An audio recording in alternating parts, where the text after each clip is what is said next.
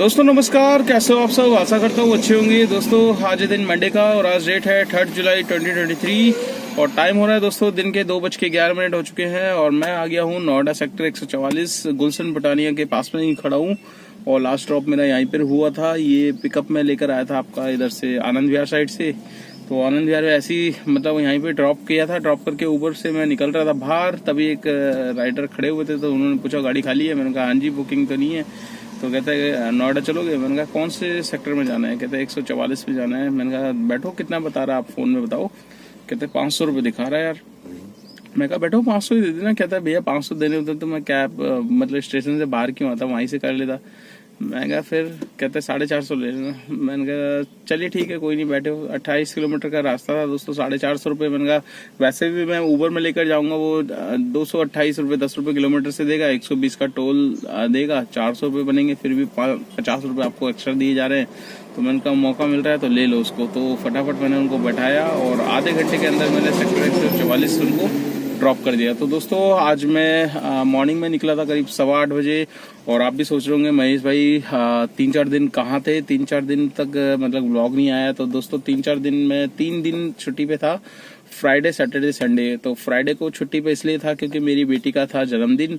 तो जिसकी वजह से मुझे मतलब बहुत काम थे और काफ़ी सारे मेहमान भी आने वाले थे। और मतलब मेरा क्या है कि मैं हर साल अपनी बेटी के जन्मदिन पे क्या करता हूँ कि कालका जी मंदिर जाता हूँ, वहाँ मैं भंडारा वगैरह करवाता हूँ। तो अपने घर से ही मतलब हलवाई वगैरह से बनवा के, जो भी इस बार हलवा चने बनवाए थे, हलवा चने केले हो गए। तो ये प्रसाद में पहले दर्शन करने जाते हैं मंदिर में। मंदिर के दर्शन के बाद जब आते हैं, गाड़ी पार्किंग में रहती है, तो वहीं पे प्रसाद बांटना स्टार्ट करते हैं। तो वो काम करते करते मतलब 2-3-4 बज ही जाते हैं। और जिस दिन मेरी बेटी का जन्मदिन होता है उस दिन हर साल एक तो बारिश होती है। तो इस बार भी सेम वही प्रोसेस था, बारिश हुई थी। पिछले साल भी जब गया था तब भी बारिश थी। तो जब मैं गया पार्किंग में गाड़ी लगाई थी तभी बारिश स्टार्ट हो गई थी। तब तो 10-15 मिनट के लिए रुक गई थी। फिर फटाफट हम दर्शन करने गए। दर्शन में भी काफ़ी लंबी लाइन थी मंदिर में। तो आपको तो पता ही है मंदिर आपका मतलब काफ़ी फेमस है, कालका जी मंदिर।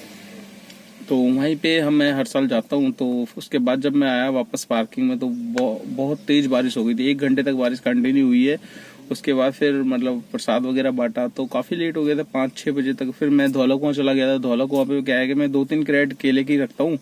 तो 1 क्रेट मैं बंदरों के लिए रखता हूँ। वहाँ पर जो धौलाकुआं पे काफ़ी बंदर होते हैं ना, तो मेरे का साल में एक मौका मिलता है देखो अपने हाथ से कुछ अच्छा करने का।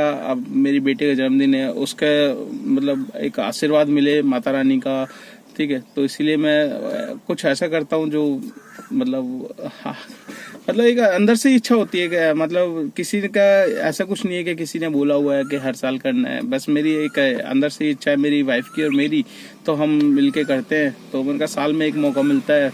देखो पूरे उसमें साल में पता नहीं कितने हमसे एक तरीके से गलतियां हो जाती है, किसी का मतलब बहुत सारी बातें हो जाती है। तो उस चीज को अपना एक दिन प्रायश्चित करने का मिलता है। तो मतलब और बेटी का जन्मदिन होता है तो उसके हाथों कोई दान पुण्य अगर हो जाए तो उससे बड़ी क्या बात है। तो इसीलिए मैं गरीबों को जो भी वहाँ मिलते हैं उनको प्रसाद वगैरह बनवा के, कभी खीर बनवा देता हूँ। पिछले साल मैंने खीर बनवाई थी, तो इस बार मैंने ये हलवा चने का मतलब वो करवाया था। तो शाम को फिर घर में पहुंचा था 7 बजे तक। फिर पूरी तैयारी वगैरह करी। कुछ 1-2 मेहमान आ गए थे, मम्मी भी आ गई थी मेरी, और आस पड़ोस के भी काफ़ी लोग थे। तो बहुत ही मतलब अच्छे तरीके से सेलिब्रेट हुआ बेटी का जन्मदिन मेरी। तो इसी वजह से फिर मैं नेक्स्ट डे क्या है कि बिल्कुल एकदम टायर्ड हो गया था। तो इसकी वजह से मैंने छुट्टी करी। फिर संडे में वैसे ही आपको पता ही है छुट्टी लेता हूँ। तो इस वजह से दोस्तों 3 दिन तक मेरा ब्लॉग आपको मिला नहीं होगा। और आप सोच रहे होंगे, कई भाइयों के मेरे पास पर्सनली व्हाट्सएप पे मैसेज भी आए, महेश भाई कहाँ हो आप, ठीक तो हो, मतलब 3 दिन से वीडियो नहीं आ रही। तो मैंने उनको बोला मैं ठीक हूँ भाई, कल से आपको वीडियो मिलेगी। तो दोस्तों मैं मॉर्निंग में निकला था। चलो ये सब चीज़ें मैं आज शाम के ब्लॉग में बताऊंगा आपको। बाकी एक चीज़, एक अपडेट क्या है मैं बता देता हूँ। अपडेट यही देने आया था। देखिए मैं कितने ही आप जैसे कि जानते हो ओला उबर में मेरे से हर कोई कमेंट्स में पूछता है या फ़ोन पर्सनली मेरे को फ़ोन, जबकि मैं मतलब गाड़ी चलाते वक्त तो रिसीव करता नहीं हूँ, बट रिसीव कर भी लेता हूँ तो उनको ये बोलता भाई लंच टाइम में मेरे पास करो। तो ऐसे ही दोस्तों मेरे पास एक दो भाइयों के फोन आए थे, ठीक है। फर्स्ट ऑफ ऑल तो देखिए मैं किसी को इस लाइन में आने के लिए प्रेफर करता नहीं हूँ, पर फिर भी कुछ भाई होते हैं कि कहते हैं ना कि अच्छा खासा काम कर रहे हैं, काम करने के बाद भी दूसरी लाइन में इंटरेस्ट ज्यादा मतलब सोचते हैं कि मतलब।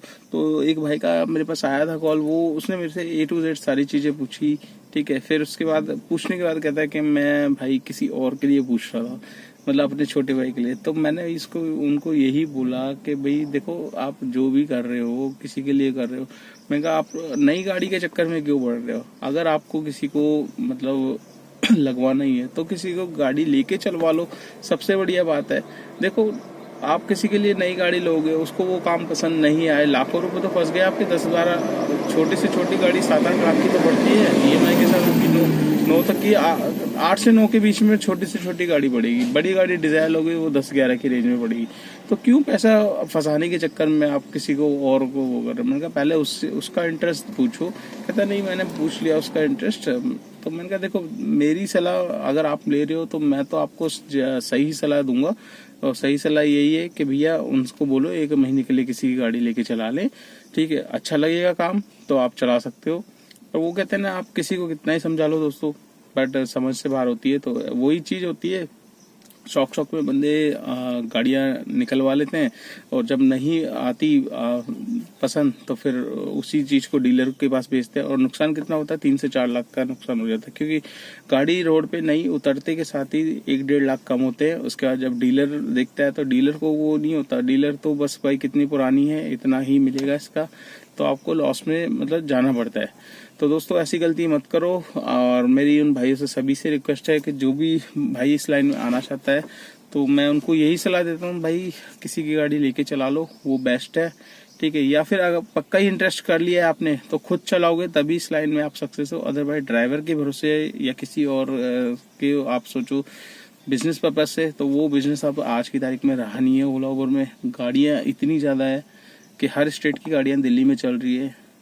MP, Punjab, Rajasthan, Delhi, UP, Haryana, west Bengal, बहुत ही स्टेट की गाड़ियां यहाँ पर आपको देखने को मिलेगी। तो अब उतना काम है नहीं इस लाइन में। अगर आप बिजनेस पर्पज से देखो तो बिजनेस पर्पज से मत आओ, ठीक है। अगर आप खुद चला जाते हो, आप कहीं जॉब कर रहे हो, आपका नहीं गुजारा हो रहा है उस चीज में, और आप चाह रहे हो कि भाई ऐसा काम मिल जाए जिसमें मेरे को 2 पैसे बचा सकूं, तो उसमें आप खुद करोगे तभी आप बचा पाओगे, अदरवाइज आप ड्राइवर के थ्रू नहीं बचा पाओगे। तो दोस्तों ये वीडियो आपको कैसी लगी लाइक करना, चैनल पे फर्स्ट टाइम हो तो चैनल को सब्सक्राइब कर लेना। अगर आप मेरी वीडियो फेसबुक पेज पे देख रहे हो तो उसको भी फॉलो कर लेना, ज़्यादा से ज़्यादा शेयर करना। जितना आप वीडियो शेयर करते हो उतनी वीडियो आगे पहुंचती है, उन भाइयों के पास जाती है जो जानना चाहते हैं आजकल ओला उबर में काम कितना है, कितना काम नहीं है।